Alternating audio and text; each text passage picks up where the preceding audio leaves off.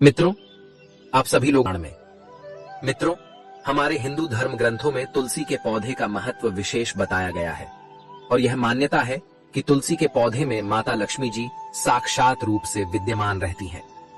इसीलिए तुलसी के पौधे को विष्णु जी की पत्नी कहा जाता है और इसी वजह से भगवान विष्णु जी बिना तुलसी के पत्तों के चढ़ाई गई किसी भी चीज को स्वीकार नहीं करते हैं। मित्रों, तुलसी का पौधा बहुत ही संवेदनशील होता है। इसकी अच्छी तरह से देखभाल करना चाहिए। तुलसी का पौधा ही एकमात्र ऐसा पौधा है जिसकी पूजा पाठ करके हम अपनी गरीबी से छुटकारा पा सकते हैं। मित्रों, हमारे हिंदू धर्म में मान्यता है कि अगर जो भी व्यक्ति तुलसी के पौधे की विधि पूर्वक पूजा करता है, उसके नीचे एक दिया जलाता है और तुलसी के पौधे को हमेशा स्वच्छ रखता है, तो उस घर में माता लक्ष्मी जी का वास सदैव के लिए हो जाता है। मित्रों, आज की इस वीडियो में हम आपको एक कहानी के द्वारा बताएंगे कि तुलसी के पौधे के नीचे एक दिया जलाने से कौन सा फल मिलता है, तुलसी के नीचे दिया कब जलाना चाहिए और तुलसी के पौधे के नीचे कौन से दिए का प्रयोग करना चाहिए, तुलसी के नीचे दिया जलाते समय कौन से मंत्र का जाप करना चाहिए। मित्रों, इस कहानी को शुरू से लेकर अंत तक पूरा अवश्य सुने, क्योंकि इस कहानी को सुनने मात्र से माता लक्ष्मी जी और भगवान विष्णु जी का आशीर्वाद मिलता है। मित्रों, एक बार भगवान शिव जी के पास देवर्षि नारद जी आकाश मार्ग से नारायण नारायण का जाप करते हुए पहुंच जाते हैं और उन्हें प्रणाम करते हुए बड़े चिंतित मन से कहते हैं कि हे प्रभु, आपको मेरा प्रणाम है। तब भगवान शिव जी कहते हैं कि हे देवर्षि नारद जी, आप किस प्रयोजन से यूं अचानक ही हमारे पास पहुंचे हैं और आप बहुत चिंतित भी लग रहे हैं। फिर भगवान शिव जी की बातों को सुनकर देवर्षि नारद जी कहते हैं, हे प्रभु, आप तो त्रिकालदर्शी हैं, आपको तो सब कुछ पहले से ही पता चल जाता है, आप मेरे मन की व्यथा के बारे में भी अच्छी तरह से जानते होंगे। तब भगवान शिव जी कहते हैं, हे नारायण के प्रिय भक्त नारद जी, हम आपकी दुविधा को अच्छी तरह से जानते हैं। आप निश्चिंत होकर अपने सभी प्रश्नों को पूछिए, हम आपको आपके सभी प्रश्नों के उत्तर अवश्य देंगे। फिर देवर्षि नारद जी चिंतित मन से कहते हैं कि हे महादेव, आज जब मैं पृथ्वी लोक का भ्रमण कर रहा था, तब मैंने देखा कि कुछ स्त्रियां संध्या काल के समय तुलसी के पौधे के नीचे एक दिया जला रही थीं और कुछ मंत्रों का जाप भी कर रही थीं। वे स्त्रियां तुलसी के नीचे दिया जलाने के सभी नियमों का अच्छी तरह से पालन कर रही थीं, जिससे उन स्त्रियों का घर सुख शांति धन संपदा से भरा हुआ था। उनके घरों में हमेशा खुशियों का माहौल बना हुआ था और वे स्त्रियां अपने पति से बहुत खुश थीं। वहीं दूसरी तरफ कुछ स्त्रियां ऐसा कुछ भी नहीं कर रही थीं, जिससे उनके घरों में रोज क्लेश उत्पन्न हो रहे थे और इस वजह से वे स्त्रियां बहुत दुखी थीं।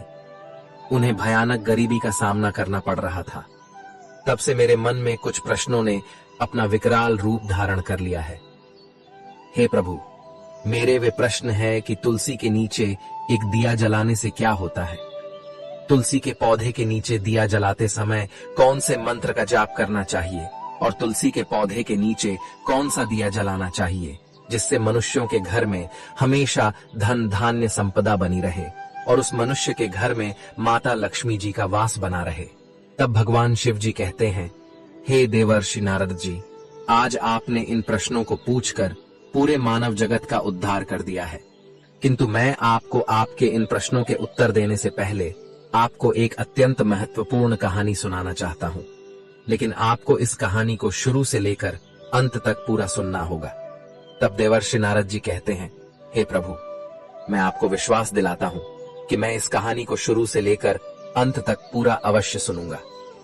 मित्रों, भगवान शिव जी कहते हैं, हे देवर्षि नारद जी, किसी समय की बात है, किसी नगर में प्रीतम नाम का एक सेठ रहता था।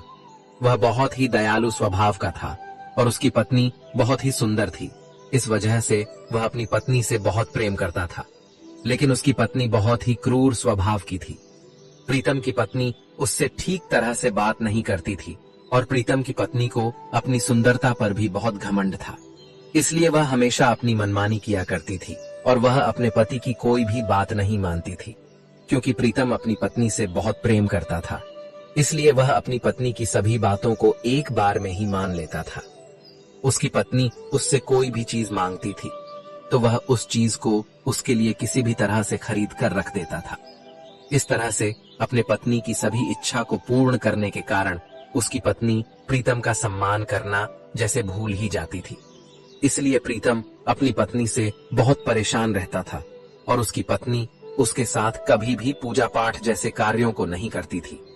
लेकिन उसने किसी वजह से अपने आंगन में तुलसी का एक पौधा लगाया हुआ था, लेकिन वह कभी भी उस तुलसी के पौधे की देखभाल नहीं करती थी, उसकी पूजा नहीं करती थी, उसे कभी भी जल तक नहीं देती थी और उसके नीचे एक दिया तक भी नहीं जलाती थी। इसलिए उसके घर में लगा हुआ तुलसी का पौधा पूरा सूख गया था और उस तुलसी के पौधे के पास बहुत गंदगी हो गई थी। इस वजह से उसके घर में धीरे धीरे दरिद्रता का वास होने लगा था। प्रीतम को यह पता नहीं चल पा रहा था कि उसके साथ ऐसा क्यों हो रहा है और उसने कई सारे व्यक्तियों से धन भी ले रखा था। कई सारे व्यक्तियों से कर्ज लेने के कारण वह बहुत ही दुखी रहने लगा था। उसका कोई भी व्यापार ठीक तरह से नहीं चल पा रहा था। उसने कई वर्षों तक व्यापार करने के लिए काफी प्रयास कर लिए थे, लेकिन उसका कोई भी व्यापार ठीक तरह से नहीं चल पा रहा था। उसे सभी व्यापारों में घाटे के सिवाय कुछ भी हाथ नहीं लग रहा था। एक दिन वह कर्जदारों से परेशान होकर अपना सब कुछ बेचकर किसी वन में चला गया और एक कुटिया बनाकर रहने लगता है। वह प्रतिदिन लकड़ी काटकर अपनी आजीविका चलाने लगता है। मित्रों, भगवान शिव जी कहते हैं, हे देवर्षि नारद जी, एक दिन जब प्रीतम वन से लकड़ी काटने के लिए उसी वन के अंदर जा रहा था, तब उसने देखा कि कई सारे व्यक्ति उसी वन की तरफ बहुत तेजी से चले जा रहे थे। तब प्रीतम उन व्यक्तियों को रोककर उनमें से एक व्यक्ति से पूछने लगा कि आप सभी लोग कहां जा रहे हैं। फिर उस व्यक्ति ने कहा, अरे भाई, हम सभी एक संत जी के पास जा रहे हैं। जो भी व्यक्ति उनके पास जाता है तो उसके सभी दुख दर्द दूर हो जाते हैं। उस व्यक्ति की बात सुनकर प्रीतम बहुत खुश हो जाता है और वह अपने मन में सोचने लगता है कि मैं भी अपने दुखों का निवारण पाने के लिए इन व्यक्तियों के साथ चला जाता हूँ। तब इतना सोचकर प्रीतम उन व्यक्तियों से कहता है कि क्या भाइयों, मैं भी अपने कष्टों का निवारण पाने के लिए आप लोगों के साथ चल सकता हूँ। फिर उन व्यक्तियों ने कहा कि क्यों नहीं, आप भी हमारे साथ चल सकते हो। वे संत जी आपके भी सभी कष्टों को अवश्य दूर कर देंगे। तब प्रीतम भी उन व्यक्तियों के साथ उस वन में उन संत जी के पास जाने लगता है। थोड़ी देर चलते चलते वे सभी देखते हैं कि एक तपस्वी संत जी ध्यान साधना में लीन है। तब कुछ देर बाद वह संत अपनी आंखें खोलता है। तब वे सभी उस संत के पास जाकर रुक जाते हैं और वह संत एक एक करके उन व्यक्तियों के दुखों को दूर करने के उपाय बता देता है। फिर जब प्रीतम की बारी आती है तो वह उस संत को प्रणाम करता है और उनको अपने जीवन का सारा वृत्तांत सुना देता है। तब वह संत उस सेठ की बातों को सुनकर उसके जीवन की सभी घटनाओं का सारा दृश्य अपने अंतर्मन में देख लेता है और उस सेठ से कहता है कि हे पुत्र, तुम्हारे घर के विनाश का कारण है वह तुलसी का पौधा जिसे तुम्हारी पत्नी ने आंगन में लगाया हुआ है।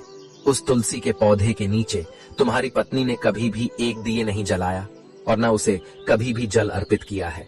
उस तुलसी के पौधे के नीचे संध्या काल के समय एक घी का दिया अवश्य जला देना, इससे घर में सुख समृद्धि आती है। उस संत की बात सुनकर प्रीतम कहता है कि हे विप्र, मेरी समझ में कुछ भी नहीं आ रहा है। तुलसी के नीचे एक दिया जलाने का इतना महत्व क्यों है? तुलसी के नीचे दिया क्यों जलाना चाहिए? मैं तुलसी के नीचे दिया जलाने का महत्व जानना चाहता हूँ। मित्रों, भगवान शिव जी कहते हैं, हे देवर्षि नारद जी, उस संत ने जवाब देते हुए प्रीतम से कहा कि हे पुत्र, मैं तुमको तुम्हारे सभी प्रश्नों के उत्तर देने से पहले तुमको एक अत्यंत महत्वपूर्ण कहानी सुनाना चाहता हूँ, जिसे सुनने के बाद तुमको तुम्हारे सभी प्रश्नों के उत्तर अवश्य मिल जाएंगे। लेकिन तुमको मुझसे एक वादा करना होगा कि मैं जब तक इस कहानी को सुनाऊं तब तक तुमको इस कहानी को शुरू से लेकर अंत तक पूरा सुनना होगा। उस संत की बात सुनकर प्रीतम उस संत से कहता है कि हे विप्र, मैं आपको विश्वास दिलाता हूँ कि आप जब तक इस कहानी को सुनाएंगे तब तक मैं इस कहानी को पूरे सच्चे मन से शुरू से लेकर अंत तक पूरा अवश्य सुनूंगा और मैं यह कहानी अपनी पत्नी को भी सुनाऊंगा। आप कृपया करके उस कहानी को सुनाना आरंभ करें। तब उस संत ने प्रीतम को कहानी सुनाना आरंभ कर दिया और कहा कि किसी नगर में एक ब्राह्मण रहता था। उसकी एक ही पुत्री थी। उसका नाम शिवन्या था। वह बहुत ही सुंदर दिखाई दिखती थी। उसे देखकर कोई भी उस पर मुग्ध हो सकता था और वह बहुत ही संस्कारी थी। लेकिन वह अपनी सखियों के साथ ज्यादा समय बिताती थी और उसकी सखियों स्वभाव से बहुत ही चंचल थी। उसकी सखियों का मन चंचल होने के कारण वे पराये पुरुषों के साथ संबंध बनाती थीं और वे हमेशा ही काम वासना से लिप्त रहती थी और नए नए पुरुषों के साथ भोग विलास करने के लिए हमेशा तत्पर रहती थी। इसका पूरा प्रभाव शिवन्या पर पड़ा। कहते हैं ना कि मनुष्य जिसके साथ ज्यादा समय बिताता है वह उसी की तरह बनने की कोशिश करने लगता है, फिर चाहे वह स्त्री हो या पुरुष हो, क्योंकि मनुष्य की प्रकृति ही ऐसी होती है कि वह जिसके साथ रहता है, खेलता कूदता है, वह खुद को उसी की तरह बनाने की कोशिश करने लगता है। ऐसा ही शिवन्या के साथ भी हुआ था। वह भी धीरे धीरे काम वासना से लिप्त रहने लगी थी। वह अपने पिता से बिना कुछ बताए ही घर से बाहर निकल जाती थी और चोरी छुपकर पराये पुरुषों के साथ संबंध बनाती थी। लेकिन जब उसके पिता को यह बात पता चली तो वह उस पर बहुत ज्यादा क्रोधित हुआ और उसने शिवन्या का विवाह उसी नगर में रहने वाले एक सुंदर से दिखने वाले युवक से कर दिया। उसका पति उससे बहुत प्रेम करता था, लेकिन शिवन्या तो पराये पुरुषों के साथ संबंध बनाने की जैसे आदत ही हो गई थी। उसने विवाह होने के बाद भी अपनी बुरी आदतों को नहीं छोड़ा था और जब भी उसका पति घर पर नहीं होता था तो वह पराये पुरुषों के साथ संबंध बनाने चली जाती थी और बहुत देर से घर आती थी और अब उसकी काम वासना पहले से कुछ ज्यादा ही बढ़ चुकी थी। जब उसका पति शिवन्या से कुछ पूछता कि तुम कहाँ गई थी तो वह उसे कोई भी बहाना दे देती थी, लेकिन इस बात का बिल्कुल पता उसके पति को नहीं चला था कि उसकी पत्नी क्या करती है, कहाँ जाती है, क्योंकि वह शिवन्या से बहुत प्रेम करता था और वह उसे काम वासना से तड़पने लगती है और अपने जैसे पुरुष की तलाश करते हुए एक वन में पहुंच जाती है। तब उसे एक वृक्ष के पास एक युवक दिखाई पड़ता है। उस युवक को देखकर उसके अंदर की काम वासना भड़क उठती है और वह उस युवक के साथ भोग विलास करने के लिए उस युवक के पास जाने लगती है। लेकिन पता नहीं उस युवक को क्या हुआ, वह उस वृक्ष के पास से जाने लगता है और शिवन्या उस युवक तक पहुंच भी नहीं पाती है।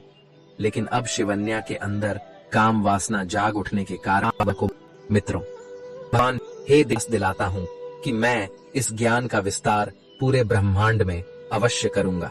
मित्रों, अगर आप सभी लोगों को यह कहानी पसंद आई हो तो वीडियो को एक लाइक अवश्य करें और अगर आप सभी लोगों ने अभी तक हमारे चैनल को सब्सक्राइब नहीं किया है तो ऐसी ही ज्ञानवर्धक कहानियों के लिए आप सभी लोग हमारे चैनल को भी सब्सक्राइब करें। साथ ही साथ कमेंट बॉक्स में हर हर महादेव लिखना ना भूलें। मित्रों, वीडियो को यहाँ तक देखने के लिए आप सभी लोगों का दिल से धन्यवाद।